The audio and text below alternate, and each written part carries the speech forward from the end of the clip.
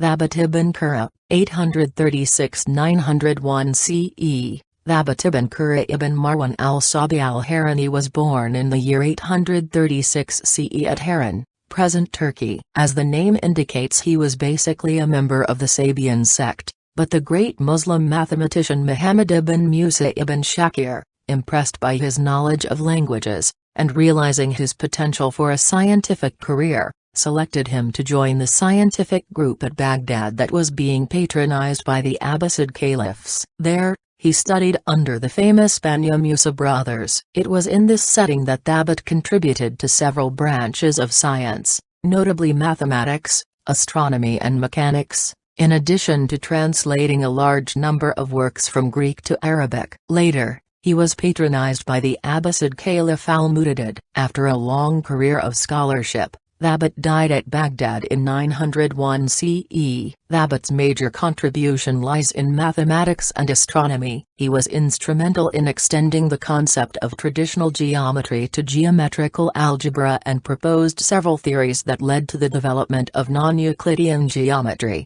spherical trigonometry, integral calculus and real numbers. He criticized a number of theorems of Euclid's elements and proposed important improvements. He applied arithmetical terminology to geometrical quantities, and studied several aspects of conic sections, notably those of parabola and ellipse. A number of his computations aimed at determining the surfaces and volumes of Muslim scholars and scientists 21 different types of bodies and constitute, in fact, the processes of integral calculus, as developed later. Thabbit ibn Qurra was a native of Harran and a member of the Sabian sect. The Sabian religious sect were star worshippers from Harran, often confused with the Mandeans, as they are in 1. Of course, being worshippers of the stars meant that there was strong motivation for the study of astronomy, and the sect produced many quality astronomers and mathematicians. The sect, with strong Greek connections, had in earlier times adopted Greek culture,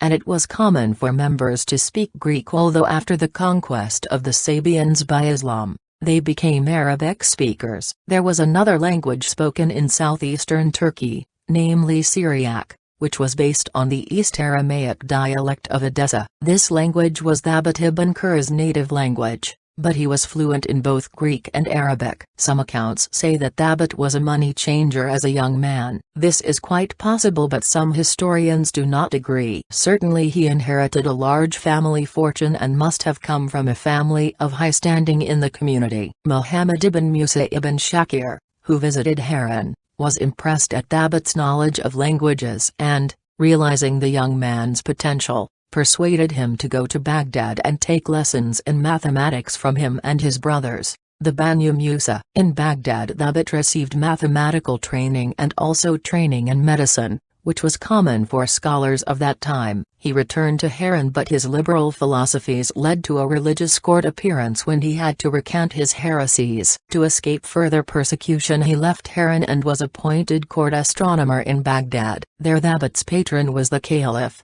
al-Mu'tadid, one of the greatest of the Abbasid caliphs. At this time there were many patrons who employed talented Muslim scholars and scientists, 22 scientists, to translate Greek text into Arabic, and Thabbit, with his great skills in languages as well as great mathematical skills, translated and revised many of the important Greek works. The two earliest translations of Euclid's Elements were made by al-Hajjaj. These are lost except for some fragments. There are, however, numerous manuscript versions of the third translation into Arabic, which was made by Hunayn ibn Ishaq and revised by Thabbit. Knowledge today of the complex story of the Arabic translations of Euclid's Elements indicates that all later Arabic versions develop from this revision by Thabbit. In fact, many Greek texts survive today only because of this industry in bringing Greek learning to the Arab world. However, we must not think that the mathematicians such as Thabbit were mere preservers of Greek knowledge. Far from it.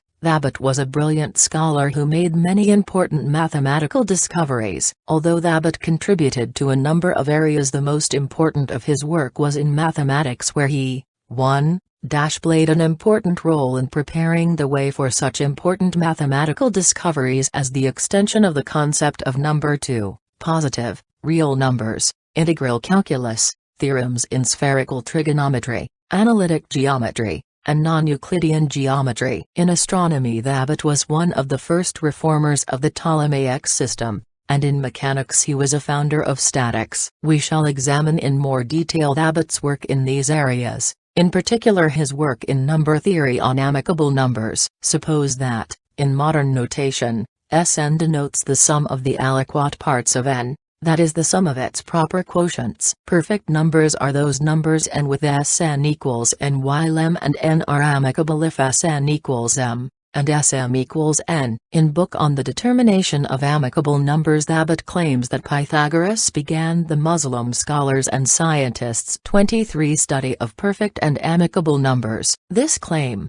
probably first made by Iamblichus in his biography of Pythagoras written in the 3rd century AD, where he gave the amicable numbers 220 and 284, is almost certainly false. However, Thabbit then states quite correctly that although Euclid and Nicomachus studied perfect numbers, and Euclid gave a rule for determining them, 6, or 7, neither of these authors either mentioned or showed interest in amicable numbers. Thabbit continues, 6, or 7, since the matter of amicable numbers has occurred to my mind, and since I have derived a proof for them, I did not wish to write the rule without proving it perfectly, because they have been neglected by Euclid and Nicomachus. I shall therefore prove it after introducing the necessary lemmas. After giving 9 lemmas, Thabbit states and proves his theorem: for n greater than 1, let Pn equals 3.2 and 1 and Qn equals 9.22 and 1 1. If Pn1,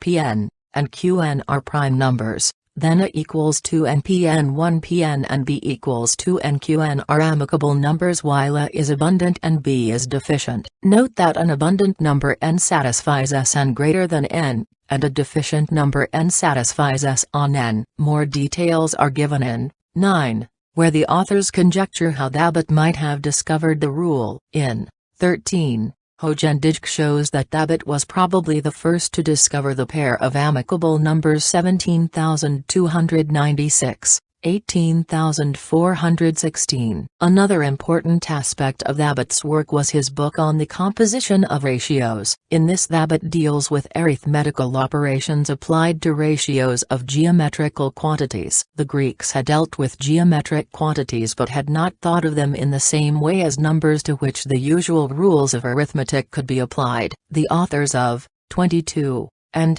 23 stress that by Muslim scholars and scientists 24 introducing arithmetical operations on quantities previously regarded as geometric and non-numerical, Thabbit started a trend which led eventually to the generalization of the number concept. Thabbit generalized Pythagoras's theorem to an arbitrary triangle, as did Pappus. He also discussed parabolas, angle trisection and magic squares. Thabbit's work on parabolas and paraboloids is of particular importance since it is one of the steps taken towards the discovery of the integral calculus. An important consideration here is whether Thabbit was familiar with the methods of Archimedes. Most authors, see for example, 29, believe that although Thabbit was familiar with Archimedes' results on the quadrature of the parabola, he did not have either of Archimedes' 2 treatises on the topic. In fact, Thabbit effectively computed the integral of x and 1 The computation is based essentially on the application of upper and lower integral sums,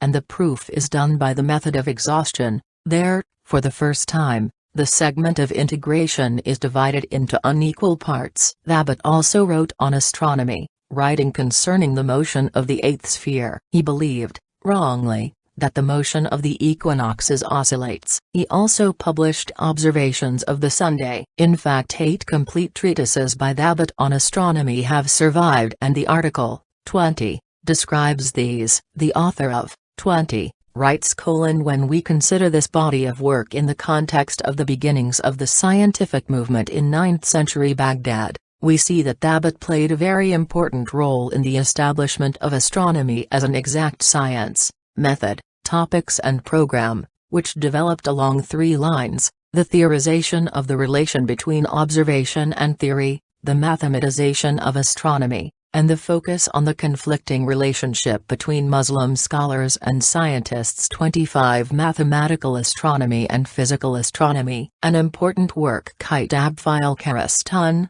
the book on the beam balance, by Thabbit is on mechanics. It was translated into Latin by Grauard of Cremona and became a popular work on mechanics. In this work Thabbit proves the principle of equilibrium of levers. He demonstrates that two equal loads, balancing a third, can be replaced by their sum placed at a point halfway between the two without destroying the equilibrium. After giving a generalization, Thabbit then considers the case of equally distributed continuous loads and finds the conditions for the equilibrium of a heavy beam. Of course, Archimedes considered a theory of centers of gravity, but in 14, the author argues that Thabbit's work is not based on Archimedes' theory. Finally, we should comment on Thabbit's work on philosophy and other topics. Thabbit had a student, Abu Musa ibn Usayd, who was a Christian from Iraq. Ibn Usayd asked various questions of his teacher Thabbit, and a manuscript exists of the answers given by Thabbit, this manuscript being discussed in